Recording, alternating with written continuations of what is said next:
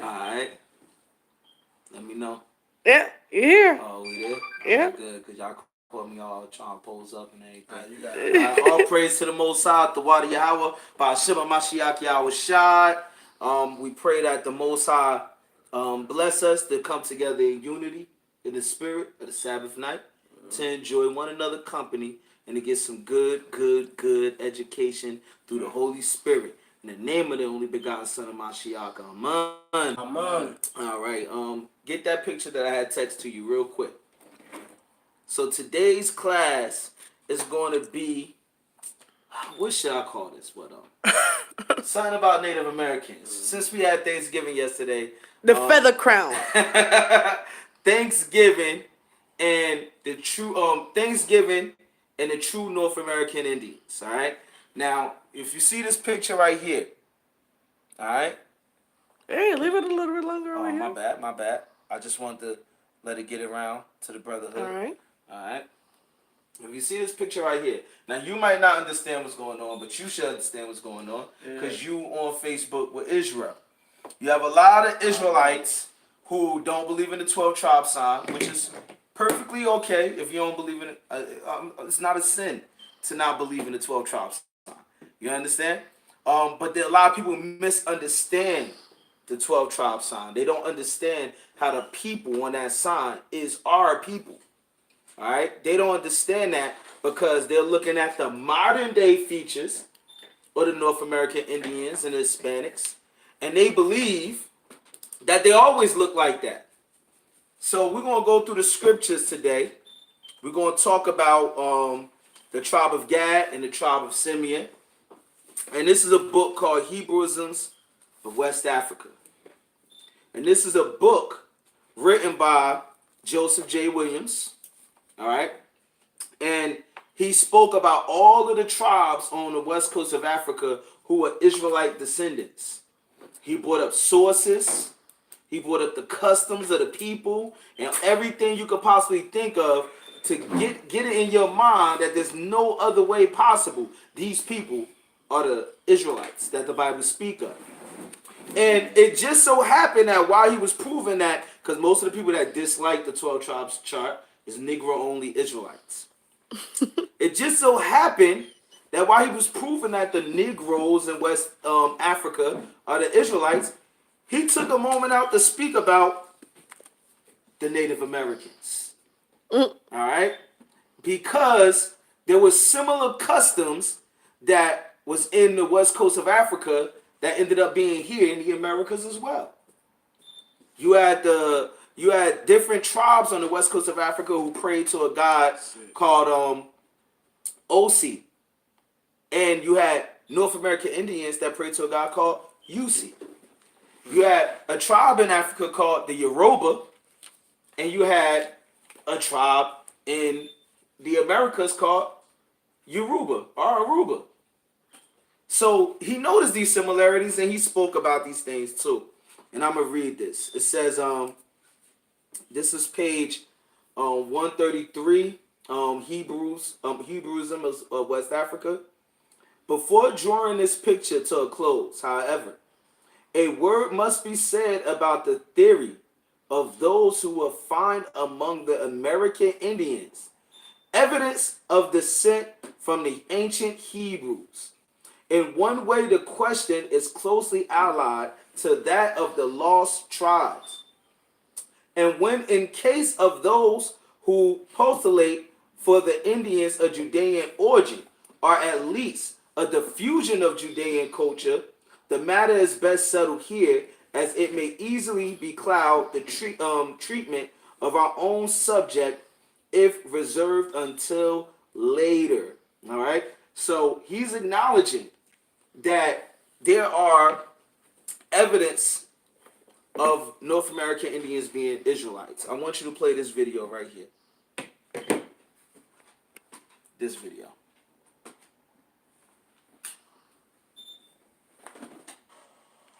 Is made up of 606 feet, 606 feet, 606 feet, 606 feet, 606. It's made up of staves, exactly the same.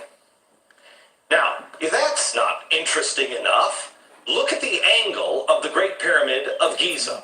If you take the angle of the Great Pyramid of Giza, the slope is 51.8 degrees. Let's go back to the earthworks.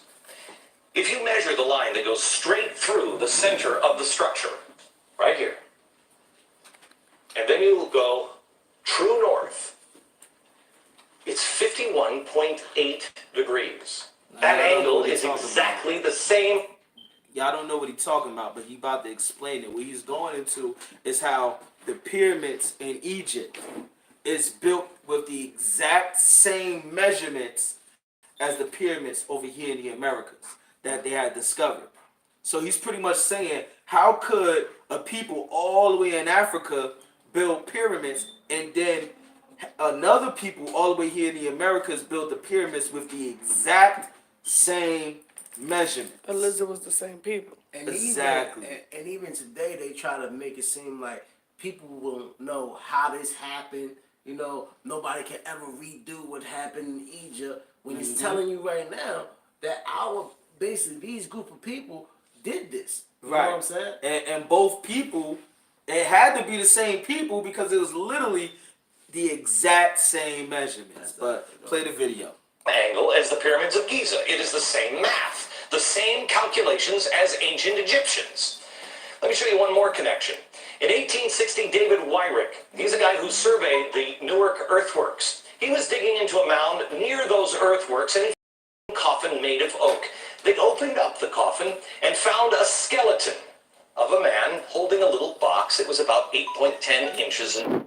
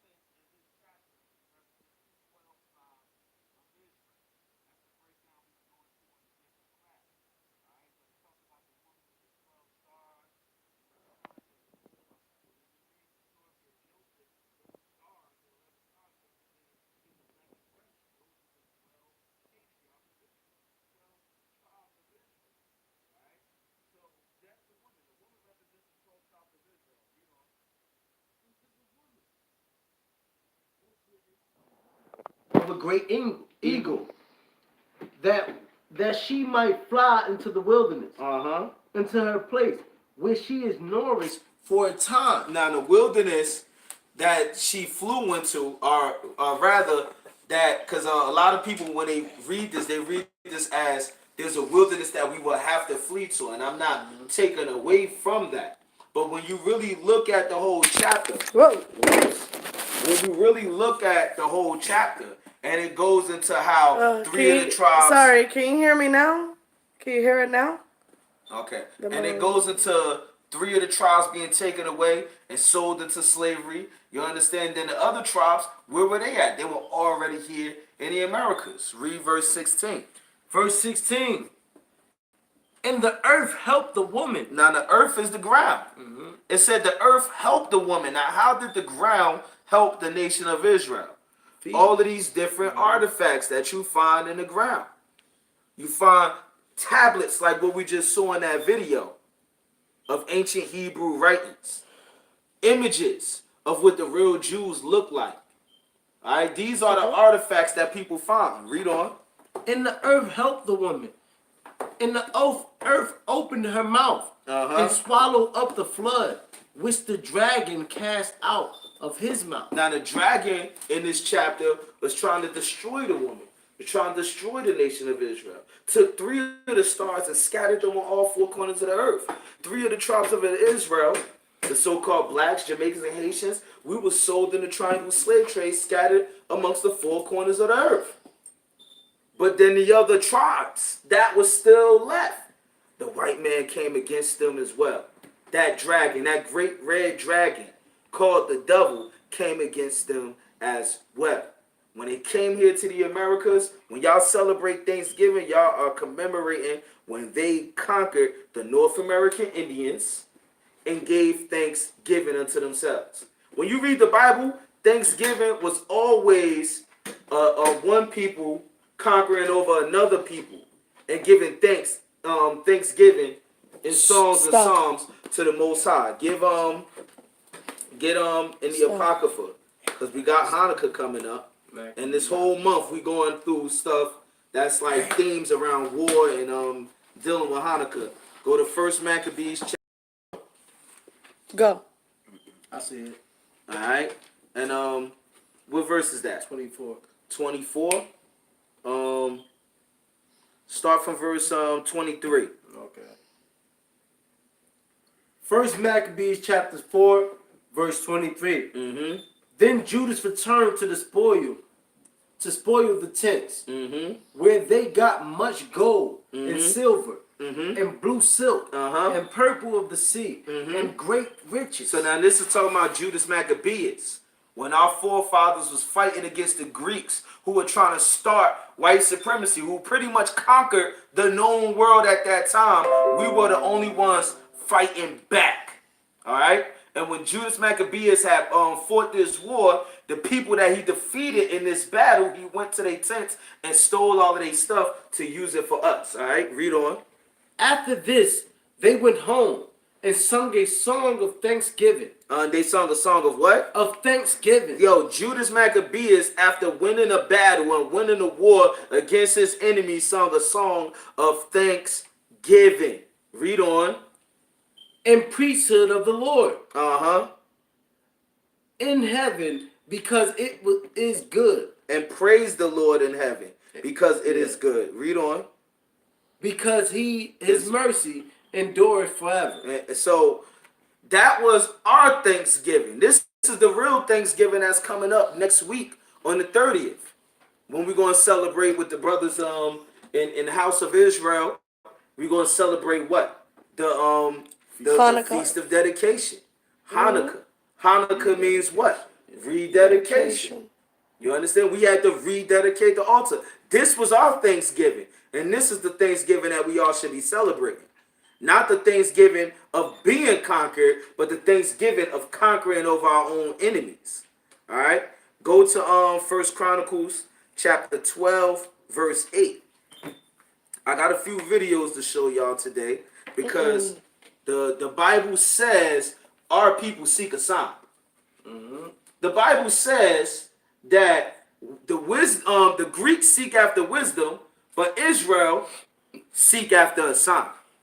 All right, so that's why I have a lot of visuals for y'all today. And you know, you're definitely right about that, brother, because a lot of people be like, God ain't show me nothing. He ain't show me yet. They want to see it. He ain't give me a sign. He ain't give me a A lot sign. of times he gave you that sign. Yep. Read that. 1 Chronicles chapter 12, verse 8. 1 Chronicles chapter 12, verse 8. Mm-hmm. And of the Gadites, Now the Gadites is the North American Indians. Read on. they separated themselves unto David into the hold of the wilderness men of might and men of war. So they had men of might and men of war. All right, when they came, represent one of the days that they declared as Thanksgiving, and this is the story that everybody talks about: how the Pilgrims came over here and they almost starved, and then the Indians came and helped them, and they had Thanksgiving. That's what they say, right? We about to watch what that really happened, how it really went down. All right, because a lot of people don't know that story.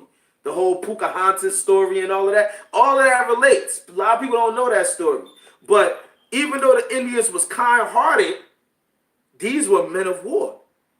These men didn't play no games when it came to fighting. You're going to see that as well. Read on. Men of war fit for the battle. That could handle shield and buckler. Right, they would have shield and buckler. All right, they would have little shields and all of that stuff. Now, they didn't have swords like that when they came over here, because when they came over here as a people, all right, they was just fleeing captivity. But everything that they had was made from their own hands, from out of the earth, from out of the trees, because they became one with the wilderness, right? Read on. Whose faces were like the faces of lions. Whose faces were like the faces of lions. I want you to click on one of these pictures real quick. Pick one. Let's see. This one. That one.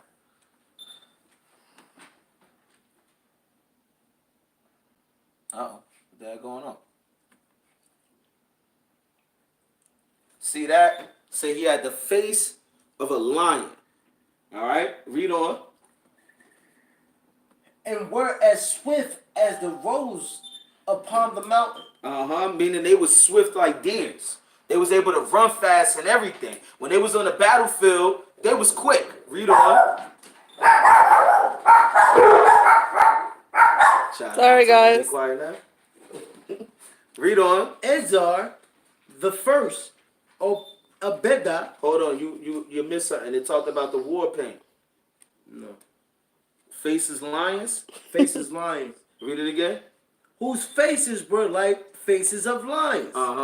And were as swift as the roes upon the mountain. Hold on, read the verse from the beginning, just in case I'm missing something. And the Gadites that separated themselves unto David, unto the hold of the wilderness, men of might, men of war fit for the battle, right? That could handle shield and buckler, whose faces were like the faces of lions, were as swift as roes upon the mountain. So faces like the faces of a lion, like this guy right here. This is Geronimo. All right, we're going to learn about him too. He's from the tribe of Reuben. All right. So now the next video I'm going to show you is going to show how the curses was on our brethren, because when they came over here to the Americas, all right, they started out as keeping the laws, but then what happened? They ended up falling off. Let's go to Deuteronomy 33 and 20 to show how they started out as the lawgiver for the tribes over here, but then they fell off. Read that. Deuteronomy 33 and 20. In Gad he said, blessed be he that enlarges Gad. So Gad was supposed to have the largest portion of the land all throughout the Americas. Is not North America the biggest portion of the Americas? Bigger than Central America, bigger than South America, right? Read on. He dwelleth as a lion. He dwelleth as a what? A lion. Going back into how he had the face of a lion, and he used to put the war paint on his face when he would go out to battle, right? Read on.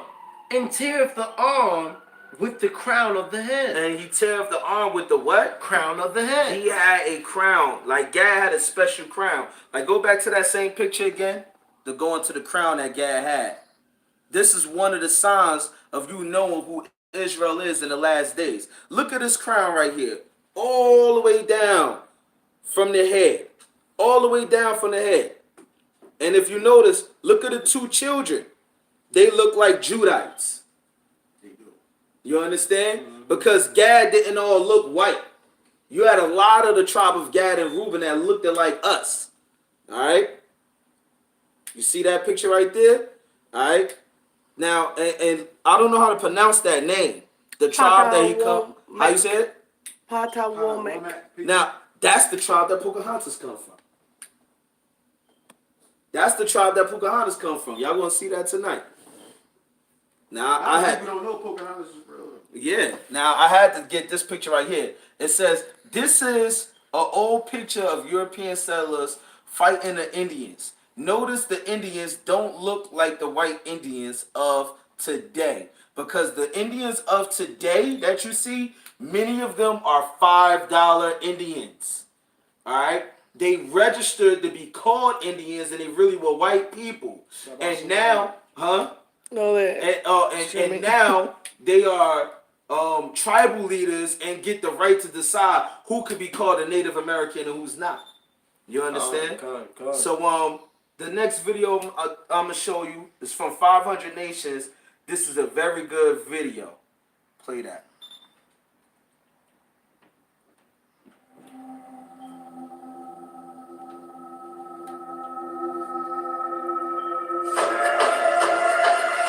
You can skip the singing part. you tell me where.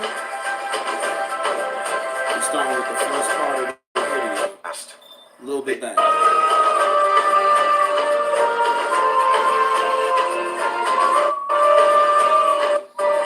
See those? Stop the video real quick. I gotta say something real quick.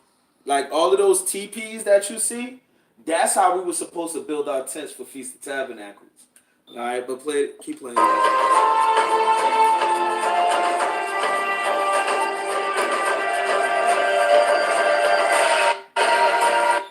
The way history has remembered the ancient civilization. 500 nations. The settling of this country has always been of interest to me. It's fired my imagination and shaped my life, both personally. Came over here to the Americas. They migrated upward through the Americas and named lands and their tribes after people that was very important to them. So, for example, Brazil is a Hebrew word barzal, which means iron, which they're one of the largest producers of iron. Peru was named after Perua. I got you, but it stopped for a reason. You understand? So a lot of the names that they have is named after different tribes and family members. This is the reason why it's called 500 Nations. Play. History has been limited by what I was taught. As far as I was concerned, the history started 500 years ago when Columbus discovered the New World. But we know that's not true. There were people here. So how is it we know so little about this past? The human history of North America, our own story. Could it be that we don't think it worthy of mention? The way history has remembered the ancient civilizations of Greece, Rome, Egypt, or China? The truth is, we have a story worth talking about. We have a history worth celebrating.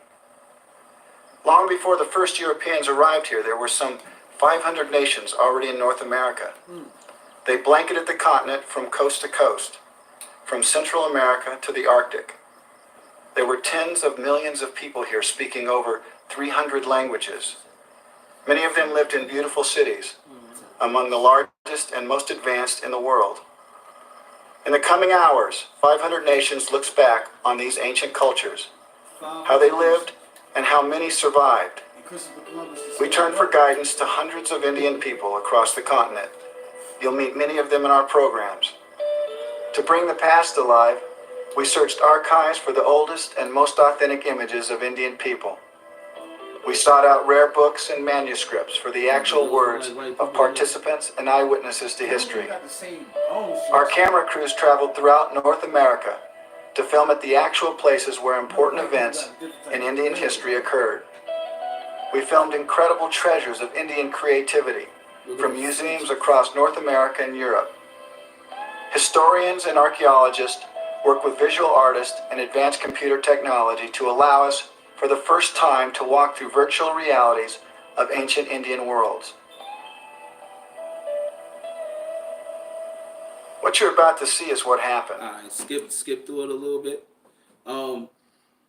Yeah, backwards to when this story started. Yeah. Yeah. Wounded Knee. This is a prominent time in history. I like the fact that he brought out how they went to the earliest documents and live eyewitnesses accounts to show you what Native Americans really look like in their own words. You understand? So we're going to use their own words of how they describe themselves to prove to you what the Bible is saying. Play the video.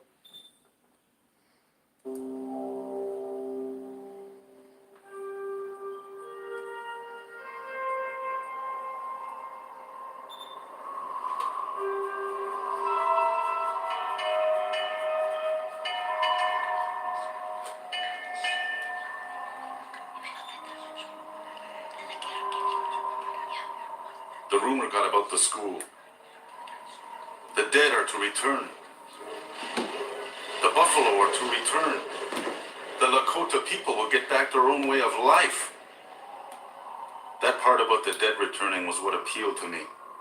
To think I should see my dear mother, grandmother, brothers and sisters again. But boy-like, I soon forgot about it. Until one night when I was rudely awakened in the dormitory. Get up! Put your clothes on and slip downstairs. We are running away. A boy was hissing into my ear. Soon 50 of us little boys, about 8 to 10, started out across country, over hills and valleys, running all night.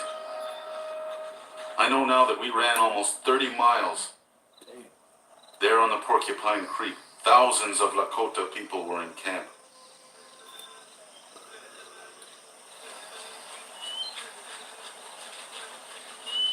By the late 1880s, a message of hope spread across the Great Plains.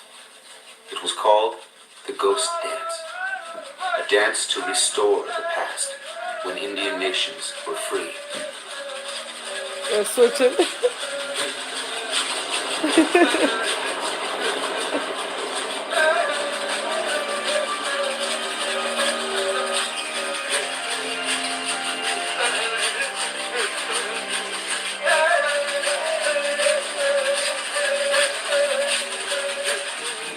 They danced without rest, on and on. Occasionally, someone thoroughly exhausted and dizzy fell unconscious into the center and lay there dead.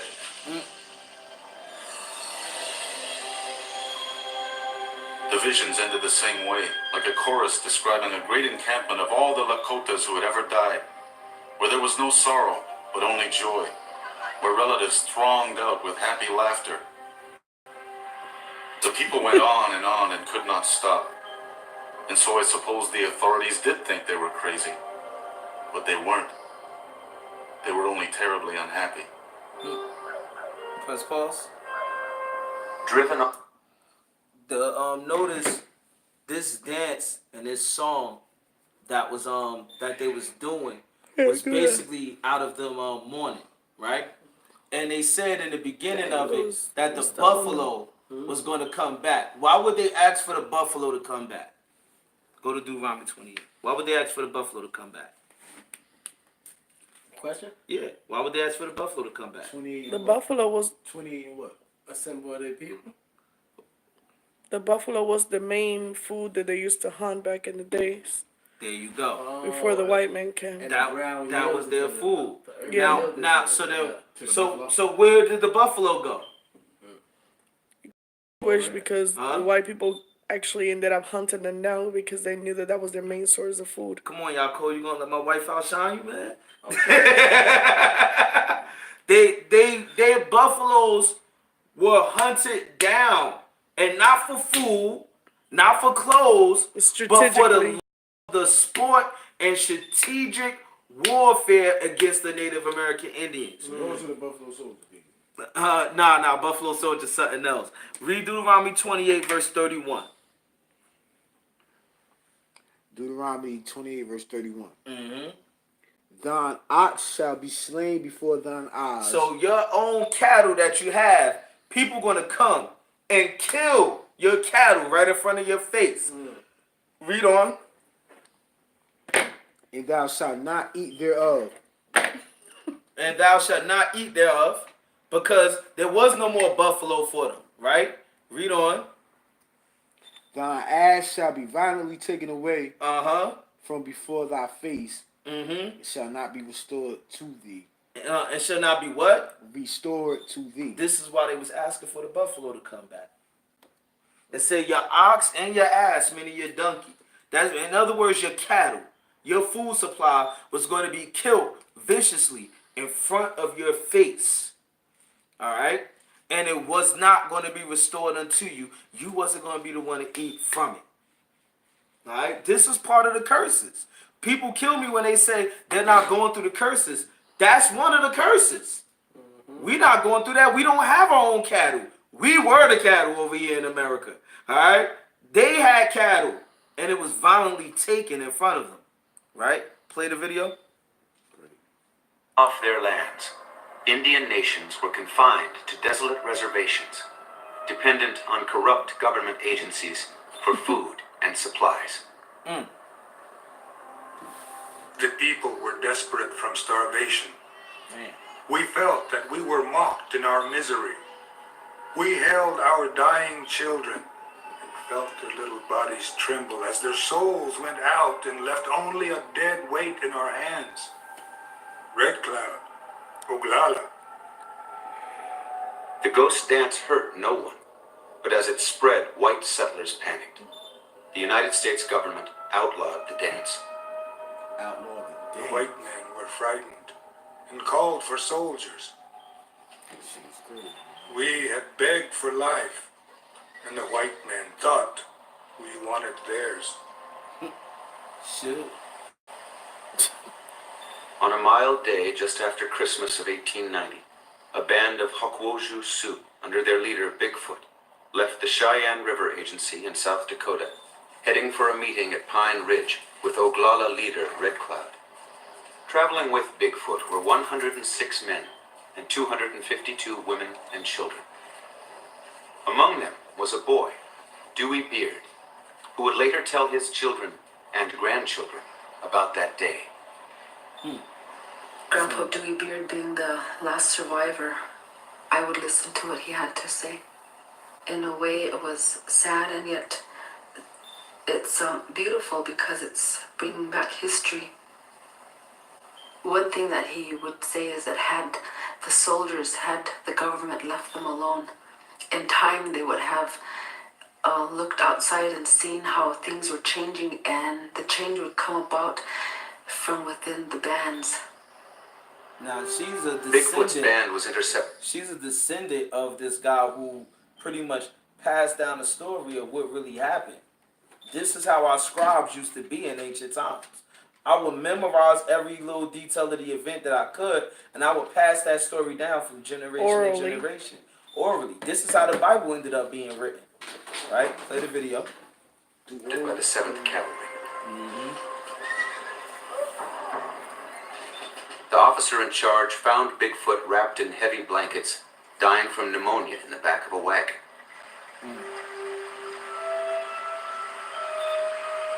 Bigfoot was ordered to make camp along Wounded Knee Creek. In the morning, his people would be stripped of their weapons and escorted to Pine Ridge. Bigfoot made assurances of his peaceful intentions, and the band made camp. He's a peaceful man. He's always say that think about the elderly, think about the children and women, and don't start the trouble. Morning broke after a sleepless night surrounded by soldiers. Later recalled rapidly. They created boarding schools to get Native American children and indoctrinate them into Christianity, and to get them to leave their own customs and to follow Christianity. This is how they taught people. This is how they stole the nationality of Native American children. And actually, that's how they still doing things, because Yeah. they still put schools all over. You know what I'm saying? And everybody different countries, and they teach them Christianity. Yep. You know what I'm saying? Yep. Tied to a stick. Dewey Beard. As soldiers trained their guns on them, Bigfoot and his men brought forth all their weapons, placing them near the white flag of truce Bigfoot had planted in front of his lodge. So he had a white flag. The soldiers then searched their wagons for arms, Damn. even confiscating cooking and sewing tools. Right. Go that way.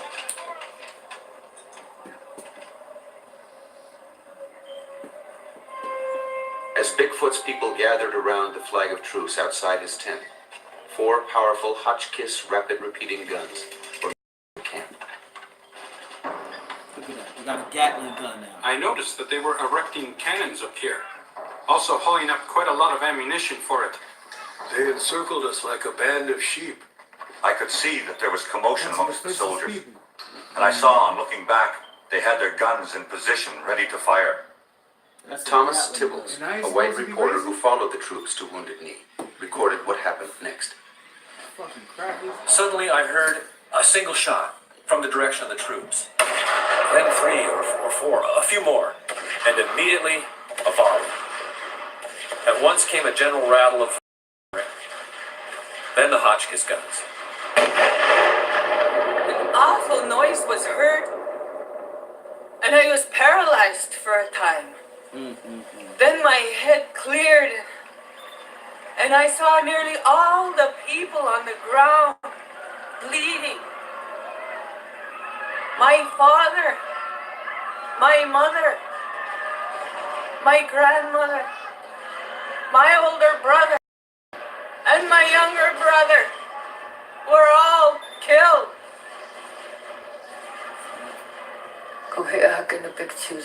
And he saw his mother walking toward him. She was walking along, and she was shot. They got physical face. Dewey, she said, keep walking, my son. She said, keep going. She said, I'm going to die. And that was the last time he saw his mother. Put it on pause. The women, as they were fleeing with their babies, Yo, I mean, we could watch the rest of this, but I just want, because I want to continue moving on with the class. Whoever say that Native Americans ain't going through the curses or haven't been through the curses, don't know nothing about Native Americans.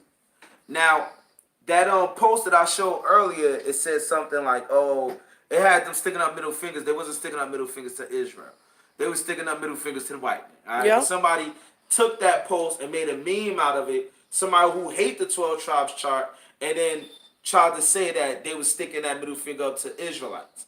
And then under the post, it was a writing from a Native American person who was saying that you have religious people trying to claim our identity and trying to brainwash our people. And then the person who reposted it said, see, they not claiming y'all, but y'all want to claim them. First of all, black people don't want to claim being Israelites. You got black people that Israelites are brainwashing other black people. So now you're going to say that about them? You understand? This is the stupidity that our people dealing with. Then they say that they don't go through the curses. That clearly is the curses right there. You had the children taken away from them to be put in boarding schools and be taught Christianity. All right? They was dependent on the white man. You see in the documentary, they going to them to get food and all of this stuff and shelter. That's the curses. Read Deuteronomy 28 and verse 32. 28:32. Uh-huh. Take your hat off. Yeah, my bad. It's all right. Thy sons and thy daughters shall be given unto another people, Mm-hmm. and thy eyes shall look and fail with longing for them all the day long. So you can't say that their kids wasn't taken away from them, because the documentary started off with the little boy running away from a boarding school, and he had to run like about 30 miles before he met up with his people.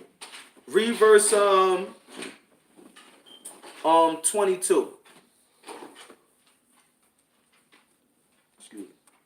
The Lord shall smite thee with a consumption, and with a fever, and with the inflammation, and with the extreme burning. Now, this is another thing that they teach you about things that they had gave the North American Indians blankets and all that stuff. Those blankets was infested with smallpox. Purposely, strategically. All right, and then once they seen that the Native Americans wasn't immune to smallpox, they purposely gave blankets with smallpox to North American Indians to kill off their population. And this is a curse, saying that you was going to die for inflammation and consumption and fever. This is a curse from out of Deuteronomy. Does it burn up? That's a question. Does it burn the smallpox? No. But it's saying like, because you know how when you get fever, you get when you get. Right. It's similar, like for example, like chicken pox was something that they also brought to the Native Americans. Yeah. And with chicken pox, I actually experienced it personally, and you do end up getting every now and then like fevers, and you could, if you don't treat it, the first day you get a fever actually, and then after get that it's ARPers, just the itching and all of that stuff. but if you don't treat it, if you don't take care of it, and you could actually like get very, very hurt from. Again, the Lord shall smite thee with a consumption, and with a fever, and with the inflammation, and with the extreme burning, and with the sword, and with the blasting. So now it said, and with the sword and with blasting. You got blasting swords. Now, can swords blast anything? No. But guess what? Guns with swords at the tip of it can. This was prophesizing how they was going to face the blasting sword. Read that part again. With swords. And with an extreme burning, and with sword, and with blasting, and with mildew, and they shall pursue thee until thou perish. Right. So now, the mildew, like you know how mildew could houses, and then eventually you have to evacuate the house. Right. So these are different curses that the Most High placed upon us. And that one verse, the Most High named like numerous different things, just in that one verse alone. But the part that I'm highlighting is the blasting sword, because they pulled out cannons, Gatling guns, and all of that stuff to shoot a defenseless people. The defenseless people. All right. Go to Psalms 55 and verse 20. The book of Psalms, chapter 55, verse 20.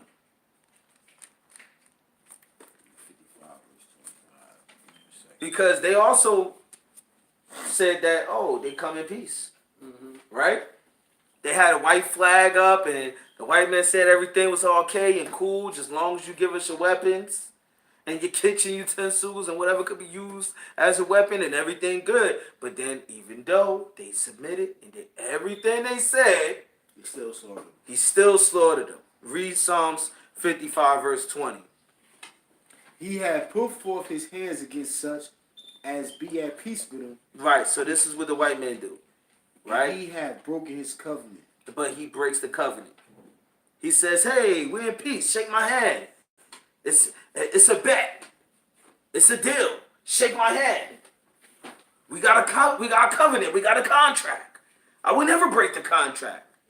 But in actuality, the contract was broken. All right? They say every peace treaty America has, they break. Yeah, every peace treaty they had with the North American Indians, they broke. All right? Read verse 21. Wait. The words of his mouth were smoother than butter. That's what he did. The words of his mouth were smooth like butter. Read on. But war was in his heart. His words were softer than oil, yet were they drawn swords. So war was in his heart. When he was saying peace, peace, peace, he really was getting ready for war. They started loading up the cannons and bringing out the guns and aiming it towards the defenseless people. All right? That's what they started doing. But war was in his heart, and it was drawing out swords. This is the sword that Esau lived by in these last days. All right? Go to Genesis 49, verse 19.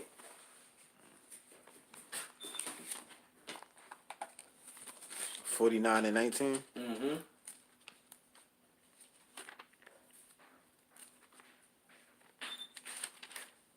Exit out this video. Sorry. Yeah. I know. Yes, sister. Oh, thank you. Ready we all are. Read Genesis 49, verse 19. Genesis chapter 49, verse 19. Mm-hmm. And his father refused and said, I know it, my son. I know 49, chapter 49. You reading 48. Oh, pardon me. It's all right. My bad. I had a lot of confidence. You said 49 what? 19. Gad. Okay. All right.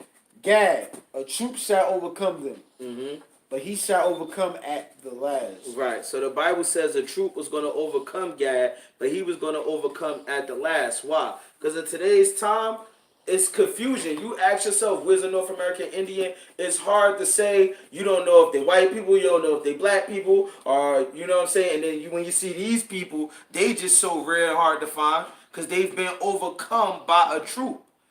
All right? And been forced into what you call reservation camps, a.k.a. concentration camps. Right? But the Bible... They're the last of a dying breed. Maybe. Right. But the Bible says that they're going to overcome in the last. Meaning when Yahushua come back, all right, the tribe of Gad will triumph when the Yahushua come back. All right. I want to go to one last video now, and I gotta kind of find where it's at. Go to part 2, and we're gonna have to skip through this a little bit. Skip through it a little bit. It's probably like The very first land have been committed. more The stories of Pocahontas. That's what I'm looking for. Over 1 million people fields. Ruled by a woman, they were at his mercy. He and his following Spanish army was come. The Vespaniola. 14 years It's after gonna be it began. somewhere around here, I think. Mitt, suddenly, De Soto gave a signal. Once led in advance. Pretending to have passively accepted his defeat. No more. That's about the Tahinos. He alone spoke. This with his gets hand deep, on his man. What I is now love this peace documentary. Sunset. After 9 hours of battle, it ended the nation. Direct inheritors of the Grand Mohammed, the Nazi leader to the Spanish it's more. king, turning to the Mississippi, carried a weapon far. The Great Sea has set Alright, it's getting close. Cause this He then about sets 3 feet headlong from off the. upon arrival it's in after England. this one. Here we go. Stop right there. Go back a little bit. I want to show them. Remember, I told you that black dude that you saw, what tribe he was from? That's the same tribe. Pocahontas. All right, play the video. Pawahata. Pawatan. All right, play that video.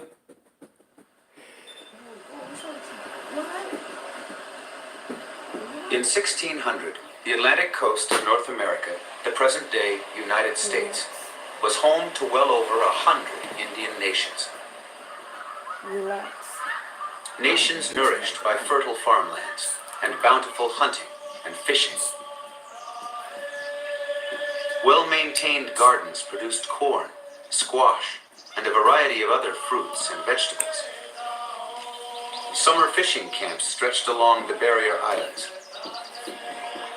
Sounds and estuaries swarmed with fish, harvested by traps and nets. Land, people, and teachings had melded into a rich, sophisticated way of life. You gotta take note of that. Them 2 words right there. That's true. That's true. Rich and sophisticated.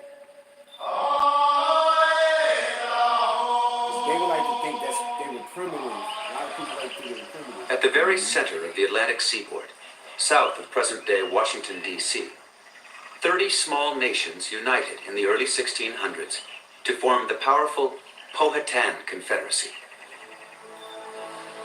The Powhatan Confederacy was built by a charismatic leader who traveled between his many subject towns with an entourage of bodyguards and followers. His name was Wahun Sanakawa. Through diplomacy, he held 30 nations together, and through military strength, he controlled the region. In 1607, an English ship sailed up Chesapeake Bay and into the lands of the Powhatan.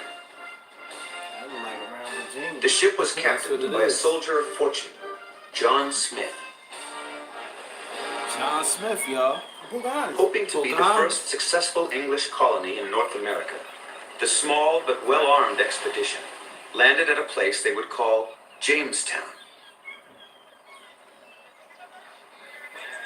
As Jamestown took shape, Wahun Sanakawa carefully weighed his options. He could destroy the settlement, but he was well aware of the power of European weapons and knew that an attack would be costly in Powhatan lives. Wahun Sanakawa also saw the advantage of trade for European weapons and tools. Because he wasn't no fool. He chose to watch He knew and those wait, guns was real. monitoring the progress of the settlement through the eyes of his most trusted ally, his brother, Opishkankano, chief of the most powerful Powhatan nation, the Pamunkey.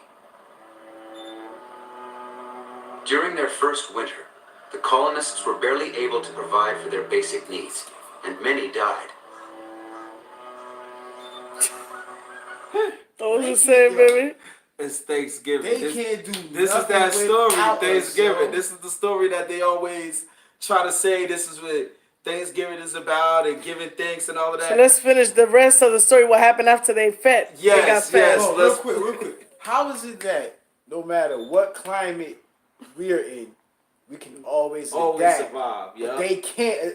It's like they can't adapt to no climate. Like, it don't matter what it is. So this is the rest of the story of Thanksgiving. The Right. part that they don't teach. The real story. The real story. Opishkankano reported that the desperate English had begun entering Powhatan towns and taking food by force. Wahun Sanakawa decided that he had to bring the colony under his direct control. So wait, they were entering their lands and taking food by force. Not that they gave him any. They were taking it by force in the beginning. So, and this is the reason why the leader of that tribe, he was like, you know what? It's time for me to just ride on these cats. You know what I'm saying? Like, No, but you know how in the beginning I always tell you, like, oh, Thanksgiving, like, you know, we went and we gave them food or whatever. Right. You know what I mean? We did, but not in the beginning. In the beginning, they were just straight out just coming and robbing and taking stuff. Yep. And later on, he's smart. So later on, he used wisdom to, yeah. You know what I mean? He ordered the capture of John Smith and had the English captain brought before him. Khan. Present was Wahun Sanakawa's favorite daughter, Pocahontas. Pause that. Stop that. Wait a minute. Rewind. I want to show her face. This is how they pictured her. This is how they drew a black Latina woman. That's what she looked like. Because they all from the same stock. They all from the same tribe. Beautiful. You understand? That's why when they did that Disney movie, that was like the first time they actually displayed Pocahontas as a person of color. But this is what she really was. But you're going to find out that while she was alive, they whitewashed her pictures while she was alive. Watch. His favorite daughter, Pocahontas. The romantic story of Pocahontas saving Smith from death was undoubtedly an example of Smith's own creativity. His account of the incident, written immediately after, They started to said whitewash her nothing there. of his life being threatened. That's supposed to be her. Only his memoirs, written 17 years later, included the story. Oh, and another thing is that if you notice, in the original pictures, they draw her with clothing. Like whenever you see a lot of the whenever they start to depict, they always whenever the depict them being Europeans depicted naked us, and savages, and they draw them a certain way or whatever. But they didn't walk around like that all the time, like you know, just straight out Not naked and all of the stuff. time. Like that's not to say they weren't doing If that. they were going out but hunting or something, it's but different. they try to depict it like the Savages. Native Americans were savages and like that all of the time. That was not like that all of the time. You know what I'm saying? They live in a cold climate. They That's have only winter when they were clothes. mainly like hunting or something. Whenever you look at it, but whenever you go to the powwow and things like that, they have very modest apparel. Like the men will actually have like even long sleeve, you know what I mean, or short sleeve vest with like you know the bridges and stuff like that. Right. And now what they talking about here is how they created the story of Pocahontas Saving him or whatever. When John Smith was captured by that tribe, whatever, this is the story that he tried to tell later on in history. It's a way of romanticizing the story. Romanticize it, but it's fictional, In fact, in his memoirs, he claimed to have been saved from death at the last moment by beautiful women, no less than 3 times. What do you think he... In reality, it is probable that Wahun Senakawa cemented an alliance by proclaiming Smith leader of the Powhatan's newest subject town, Jamestown. In other words, having established his supremacy. What he did was he subjugated him. So he kidnapped John Smith, brought him to him and said, listen, if y'all going to be living here amongst us, you got to submit to us. You got to pay tribute to us. Every other tribe around here is under us. So you know different. You're just going to be one more tribe over here. So now you the leader of your pilgrim, pale-faced people, and y'all pay y'all tribute and pay your taxes. Pretty much that's what he was doing. That's what he was saying to him. And English submission. Wahun Senakawa released Smith. That's what he messed up at. But as new people and supplies arrived from England, the colony tried a new tack to gain the upper hand. The English attempted to crown Wahun Senakawa King of the Powhatan, which would make him a subject king of England. But the coronation turned into a farce. And a foul trouble there was to make him kneel to receive his crown, he neither knowing the majesty nor meaning of a crown, nor bending of the knee, endured so many persuasions, examples, and instruction as tired them all. At last, by leaning hard on his shoulders, he a little stooped, and Captain Newport put the crown on his head. John Smith, English captain. Wait, put that up. The true balance of power was reflected in the trade.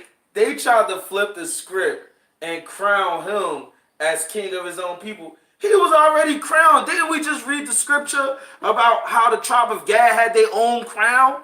Yeah. So he's John Smith trying to crown him? Yeah. He's like, I'm already a king. Why are you trying to crown How me? You gonna like, crown me? I'm already a king of my people. You don't dictate if I'm a king. That's why he wasn't tilting. It was like he didn't need, he didn't do nothing. And he tried to make it like he was like just so savage that he didn't understand what they was doing. He understood exactly what they was doing. That's why he ain't bend the knee. He was like, what the hell is this? But look at how he dealt with them, though. He was smart too. Between the two nations. The English were forced to pay extremely high prices in copper and trade goods for Powhatan food. New arrivals to the colony were shocked at the exchange rate.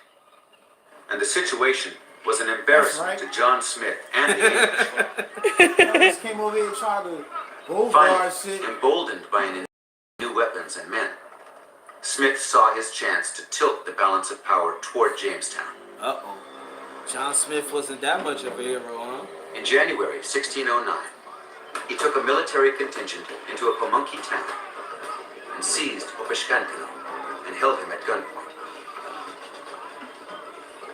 His soldiers plundered the Pamunkey food stores, then demanded regular food tribute. If the Pamunkey did not comply, Smith promised to load his ships with their dead carcasses. Despite the assault, Wahun Senakawa strove to maintain the peace.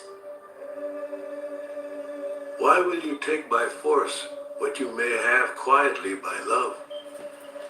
Why will you supply you with food? He can't help it. He can't help it. We are unarmed. But that was the realest question, I'm willing though. to Like, give you what you have. Go ahead, man. Go ahead. nah. You No, need to go ahead. Go ahead. Go ahead. Why you get upset, yo? Yo, It's that's a good question. Like, why would you take by force something you could get for free? We gonna get you on the strength. I just want to bogart the whole situation. That shit is crazy, yo. Yeah, like he said, he was gonna give it to him. He's gonna give it love. through love. Like, that's crazy. So it's yo. like, why would you take it by force if we already like? You can have it. If you come in a friendly manner and not with swords and guns.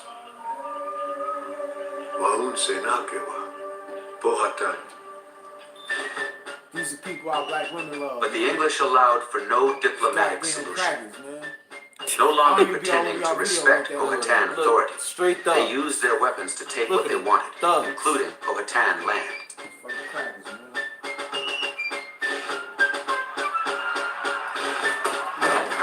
The survival of the Powhatan people at stake, Waun Senakewa finally turned to war in August of 1609.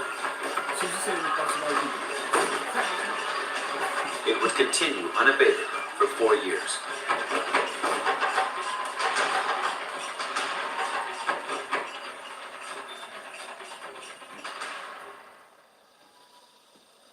Then, in April 1613, Pocahontas was kidnapped for the ransom of all English prisoners of war. She was what? Kidnapped. She was what? Kidnapped. She was what? Kidnapped. That going, she ain't fall in love with the dead white man. She was kidnapped. For what? For the ransom of all of them other white men. Listen, this is the real story, man.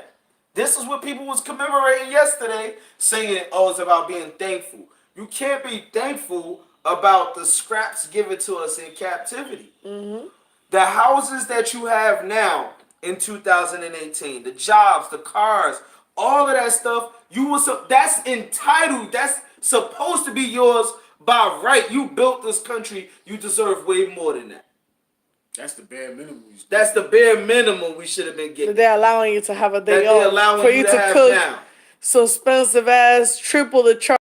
How you Right. supposed to be thankful for a Section 8 apartment? Motherfucking, yo, rent is $1,100 for 1 bedrooms in the hood. Who the fuck got that? Right. Who And got that's that? real. That's real. Come on, man. I'm thankful for what? Like, come on. The English captives were released, but Pocahontas remained a hostage. While held, she was indoctrinated daily in English customs and Anglican religion. Oh my goodness. What was she Then the prisoner declared she had fallen in love with one of her captors, John Rolfe. The weary Waun Senakewa agreed to a truce, hoping to see his daughter again. Put it on pause. You know they was raping her, man. You know they was doing that. They was raping that girl. Day and night. That's what they did to our women. To the tribe of Judah women. They did that to our women, man. Simple as to not know that it is much better to eat good meat, sleep comfortably, laugh and be merry with the English, than to run away from them and lie cold in the woods, and to be so hunted that I can neither eat nor sleep. Waun Senakewa, Powhatan. Pocahontas was baptized Lady Rebecca, and peace was sealed with her marriage to John Rolfe. 2 years later, with their infant son, they sailed to England. Pocahontas was a sensation in London. She was shown in the best circles and presented to the king. Who is that? But the woman billed put it as up. right thinking. Who the fuck is that? Exactly. Who the hell is that? That is who they say is Pocahontas. Bro, they whitewashed her while she was still alive. That's why when people say, what do you talk about King James as a black man? He's white. Look at the pictures in the Bible. He's white. Bro, listen, let me explain something to you, right?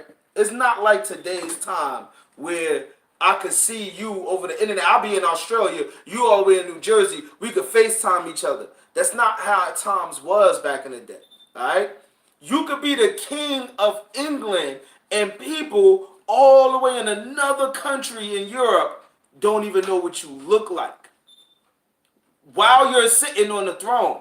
So whatever image people give you, that's who you are to them. You understand? And this is what they did. So now, according to everybody else, this was who Pocahontas was. No, Rebecca. Yeah, they baptized her and Becky, gave her. Becky. Yeah, this is Becky. She's Becky. Now. That's who Beyonce was talking about. She said, Yeah, "Edify Becky." yeah, Becky. Yeah. She was using the Lady Rebecca. She must have been using the bleaching cream. Damn on it. man. They didn't even exist Right. during that Yeah, time. no, But bleaching cream existed. oh yeah, I Savage don't know. would not see her home again. She became ill, and in March of 1617, as she prepared to sail for Jamestown, Pocahontas died. She was 22 years old. Wow, a baby. With So his imagine. lands shrinking, They took her when she was the like death of his 17, daughter probably. finally broke Wahunsanakawa's heart. He relinquished power and died the following year. Wow. For Wahunsanakawa's brother, Opishkankano, the struggle continued, and he faced a grave situation. The American practice of smoking tobacco was taking hold in England. Demand for Virginia tobacco gave Jamestown a cash crop and the need for more Powhatan land for cultivation.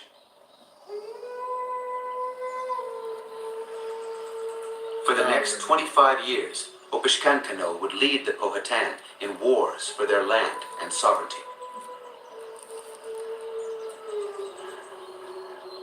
You get in this video now. You get in it. But by 1645, the struggle was becoming hopeless.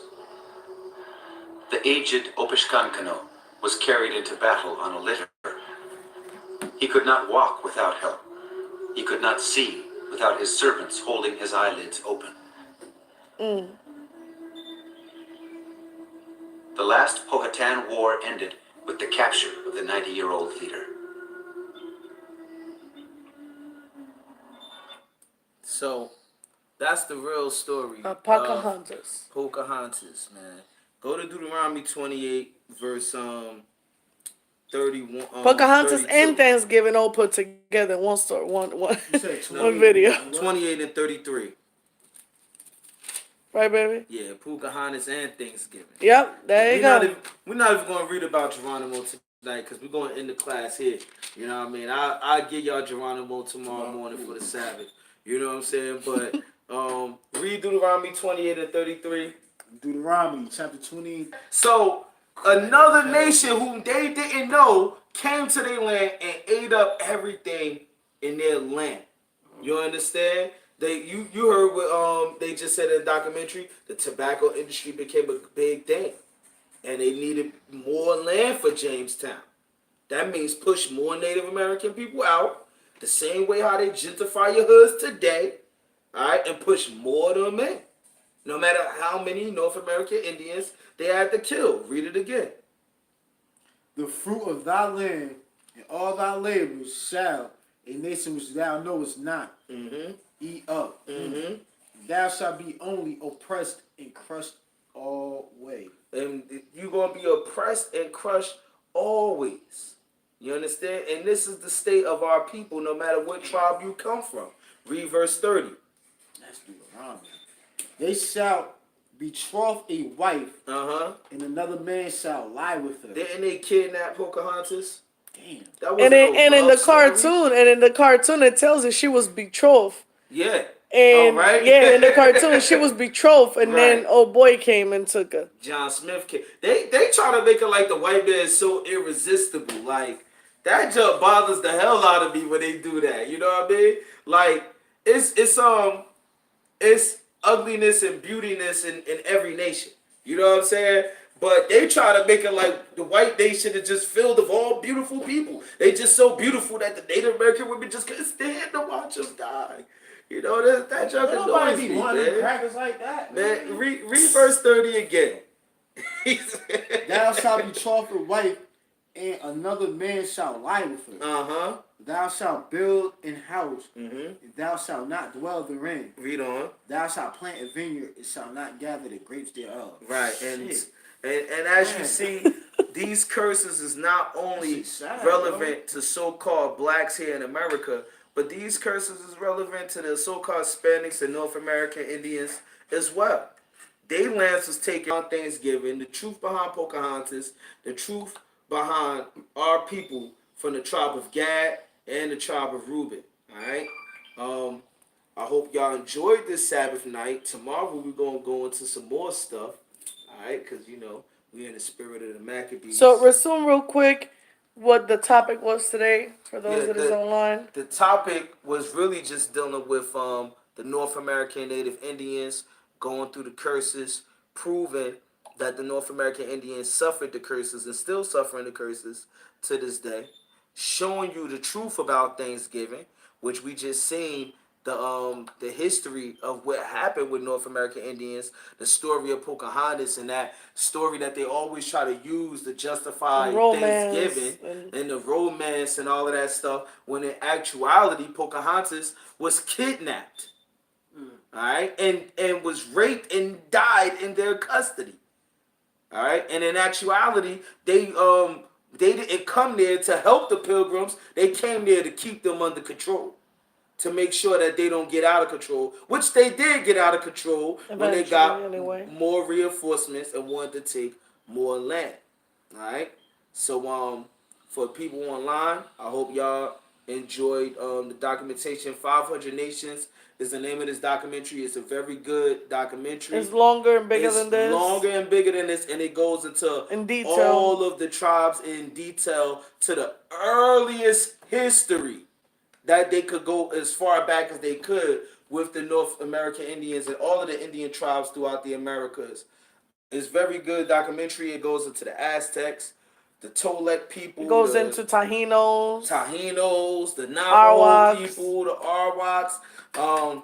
These are tribes that still to this day carry names of Hebrew origin. Would somebody say that they're Boricua?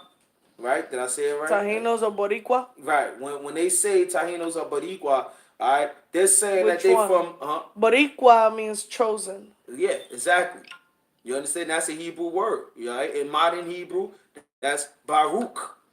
All right. In ancient Hebrew, that's or Barak. blessed. Yeah, something like that. That means blessed. Yeah, Baruch I see means that blessed. book somewhere in one of you know what I mean? Like a new Bible. There is a book called 500 Nations. This documentary is based off of the book. It's a very good book and a very good documentary as well. Good class, man. No doubt, no doubt. That's right. All praise to the Most High, about Shema Mashiach Yahushua. All right. Kwam Yashala. Kwam Yashala. Kwam Yashala. There you go. I don't know what I just said though, bro. Rise Israel. Oh God. That's on video too. We got D out here ready to I'm glad I pressed strengthen strings some before he Israel. said